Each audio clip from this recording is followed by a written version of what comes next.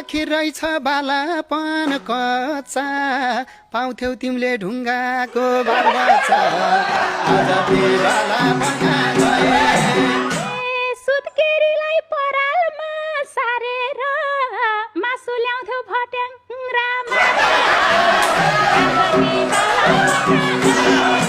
तिमी दुलै म दुला बनेर दिउँसै सुत्थ्यौ रात परो भनेर आज ती बालापन गए धान भनेर भुइँको झार गोडाउँथ्यौ सिरक भनी प्लास्टिक ओडाउँथ्यौ म सफा थिएँ तिमी चाहिँ गनाउँथ्यौ सर्पी थिएन गाउँ फोहोर बनाउँथ्यौ आज ती बालापन गए फुर्ती नलाउ तिमी हौ गनाउने नाकको सिगान कानसम्म बनाउने मैल परेर भाकी थियौ कस्तो हात निभाथ्यो सुँगुरको काँध जस्तो आज ती बालापन गए सबले भन्छ डाक लागेल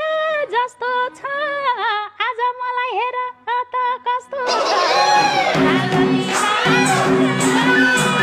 लाली गाजल लपक्क लारै छ डोड्या छाला चम्किलो भारै छ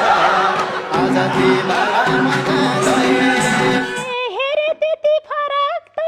होइन छ छुटेदेखि बढे एकै रहेन जिरो फिगर बनाउँदै गइरहेछौ पिलन धारे झन मर्न लाइरहेछौ आज ती बालापन गए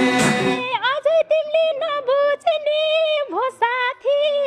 फिगर मेन्टेन गरे एको हो साथी उछिट्या थियो पछाडि ढाडा थियो कथा फाल्यौ घाँटीमा गाडा थियो